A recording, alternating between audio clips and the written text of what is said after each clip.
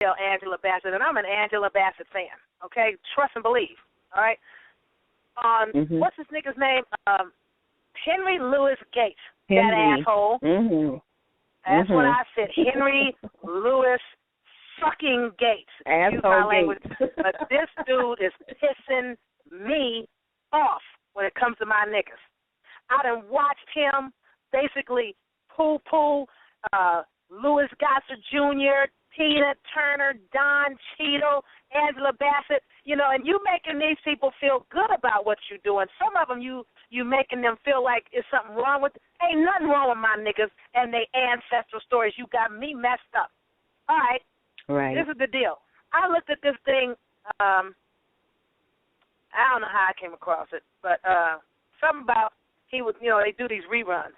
He was doing Angela Bassett, and I saw her results. It had some small number for Southeast Asian, had a small number for Native American. I believe it had something like 20% European and a higher number for Sub-Saharan African.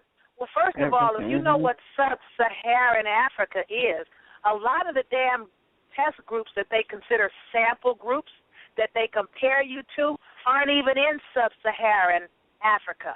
That's one. Two, if you know the truth about the Atlantic slave trade and how it wasn't so much them bringing slaves from Africa to here, but taking so-called slaves or captured, kidnapped persons from here to over there, that is what they do. It's like, okay, well, we know we took niggas from the Americas and dropped them over here, dropped them over here. They took niggas and a bunch of niggas and dropped them in Liberia. So they going back to the niggas that are from here, that are in Africa now, and testing them.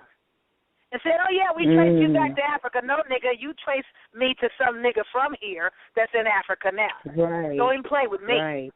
You can fool everybody else with the shit. And a lot of them aren't even in what you call Sub-Saharan Africa. So the whole of Africa is suddenly Sub-Saharan. All they're saying is, well, it ain't North Africa and West Africa. Everything that ain't North Africa and West Africa, we consider Sub-Saharan. Well, Liberia ain't Sub-Saharan, but they have that as Sub-Saharan Africa. Okay, so understand that about the DNA. Now, they have in their sample group under the Human Genome Project that all these DNA testers, including 23andMe, are utilizing one nigga from Liberia.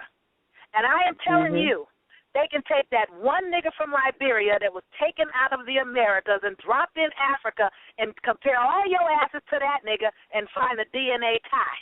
And say, oh, yeah, all you niggas are Sub-Saharan African. It's the game they're playing. All right, now, follow this. Be cognizantly aware of what I'm trying to tell you here right now about this whole game that they're playing with this DNA. If you have a cup of coffee, and I'm going back to Angela Bassett, if you have a cup of coffee and then you add cream to it and then you add sugar to it, no matter how much cream and sugar you put in there, is it a cup of coffee with additives or is it a cup of cream and sugar? Now, hear me well. A cup of coffee with additives. Hello. Now, with Angela Bassett, she had this small number of Southeast Asian DNA and this small number of Native American DNA. So they had to be looking at speculative numbers for her to have something like 20% European. Come on now. Don't play. And also, comprehend this, for those of you that have done this 23andMe DNA test. Have you noticed how when you look at your speculative numbers, they have this extremely high number for Sub-Saharan African, a middle-of-the-road number for European, and a relatively small number for your Native American and Southeast Asian?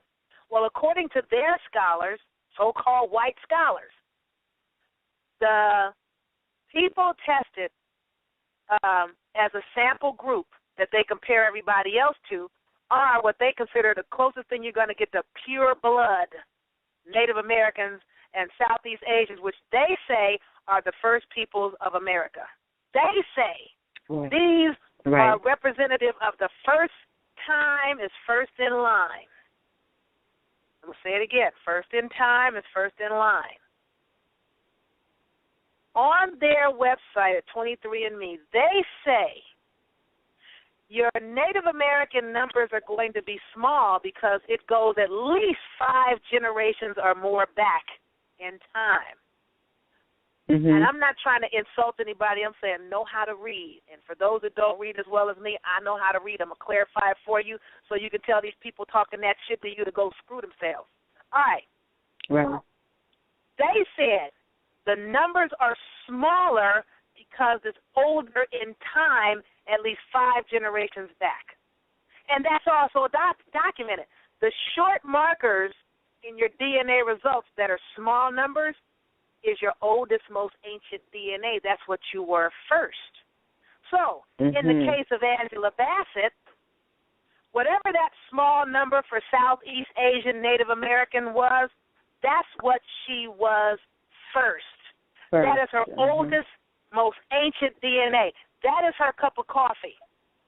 The 20% European came along later. That was cream added into her DNA genetic bloodline at a later date. And the higher number for sub-Saharan African, that is the last thing that came over and got in her bloodline that was added into her damn DNA.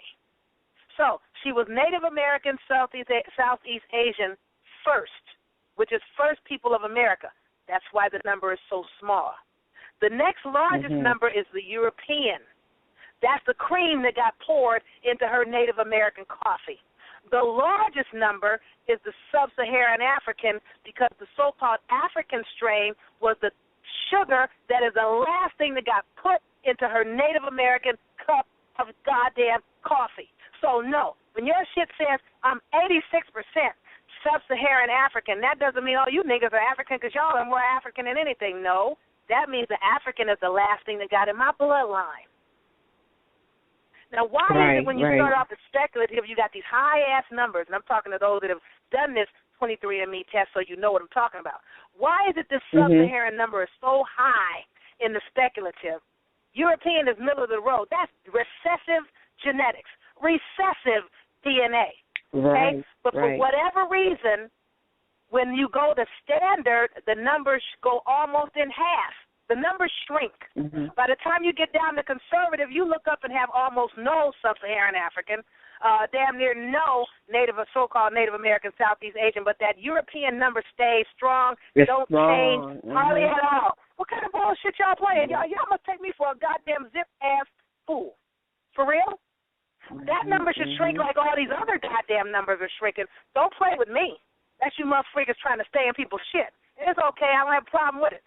So, let's say you have people running around here today, they so damn proud of this DNA shit because they're reading the shit backward. For example, my homegirl T, I'm talking about you, her son has a coworker, he's so-called Filipino. He did his DNA test. He's like, yeah, my shit came back 50% Native American. Yeah, I'm Native American. I'm going to go get my money. And, you got people that are like they're saying the so-called Mexicans and the Filipinos and so are coming up with all this 50% and higher Native American ancestry. Well, when you go south of the border in so-called South America, Brazil, Colombia, Maya, which is now called Mexico, the real Americans are niggas. The real Americans were niggas. Niggas, my niggas, N-E-G-U-S. All right, so at the end of the day, people come from overseas. They go down into Brazil, into Colombia, and Mexico, and they hook up with these dark-skinned people.